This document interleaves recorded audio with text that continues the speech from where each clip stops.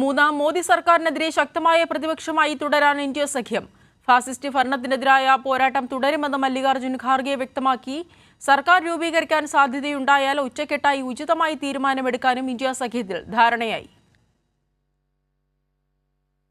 കേവല ഭൂരിപക്ഷമില്ലാത്ത സാഹചര്യത്തിൽ ഒറ്റക്കെട്ടായി പോരാടാൻ തീരുമാനമെടുത്താണ് ഇന്ത്യ സഖ്യ യോഗം പിരിഞ്ഞത്. നരേന്ദ്രമോദിയുടെ നേതൃത്വത്തിലുള്ള ഫാസിസ്റ്റ് സർക്കാരിനെതിരെ പോരാട്ടം തുടരുമെന്ന് മല്ലികാർജ്ജുൻ ഖാർഗെ വ്യക്തമാക്കി. ഭരണഘടനയെ സംരക്ഷിക്കാൻ നിലകൊള്ളും.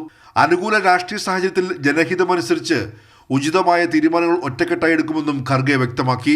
The India bloc will continue to fight against the fascist rule of the BJP led by Modi.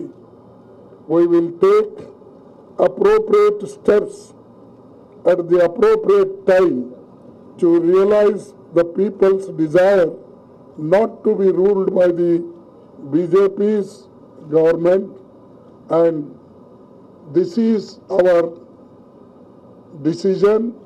ദില്ലിയിൽ ഖാർഗെയുടെ വസതിയിൽ ചേർന്ന യോഗത്തിൽ സോണിയാഗാന്ധി, രാഹുൽ ഗാന്ധി, സീതാറാം യെച്ചൂരി, ഡി രാജ, MK സ്റ്റാലിൻ, അഭിഷേക് ബാനർജി, അഖിലേഷ് യാദവ്, ശരത് പവാർ, കൽപ്പന സോറൻ, തേജസ്വി യാദവ് അടക്കം പ്രതിപക്ഷ സഖ്യത്തെ 33 നേതാക്കൾ പങ്കെടുത്തു.